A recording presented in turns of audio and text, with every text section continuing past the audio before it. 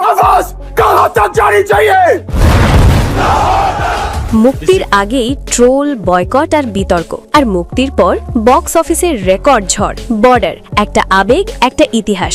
28 বছর পর যখন তার সিকুয়েল আসার ঘোষণা হয়, উত্তেজনার পাশাপাশি শুরু হয় সমালোচনার ঝড়। বিশেষ করে বরুণ ধাওয়ানের অভিনয় নিয়ে সোশ্যাল মিডিয়ায় উঠেছিল কটাক্ষ। हम ये जंग जीतेंगे। অনেকে তো দেশাত্মবোধক ছবি থেকে তাকে বয়কট করার ডাকও দিয়েছিলেন। ছবি মুক্তির পরেই পাল্টে গেল পুরো ছবি।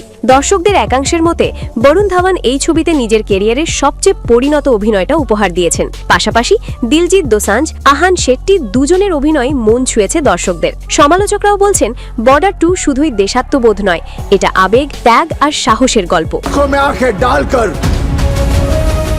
এবার আসি আসল চমকে। প্রথম দিন আয় 30 কোটির বেশি, প্রথম দুদিনে 70 কোটির ওপরে, তৃতীয় দিন শেষে 121 কোটি। আর 26শে জানুয়ারি প্রজাতন্ত্র দিবসের ছুটিতে সিনেমা হলগুলো ছিল হাউসফুল। চতুর্থ দিনে একাই আয় 59 কোটি টাকা, মোট আয় 180 কোটি প্লাস মাত্র 4 দিনে। বিভিন্ন রিপোর্ট অনুযায়ী ছবিটির বাজেট প্রায় 150-200 কোটি টাকা। সব ইঙ্গিত বলছে পঞ্চম দিনের কালেকশনেই ছবিটি 200 কোটি ছুঁয়ে ফেলবে। মানে কি দাঁড়ালো? বর্ডার 2 নিশ্চিতভাবেই সুপারহিট। सीना ठोक के कहेगा। এমনকি রণবীর সিং অভিনীত ধুরন্ধরের থেকেও এই মুহূর্তে বক্স অফিসে এগিয়ে রয়েছে বর্ডার 2।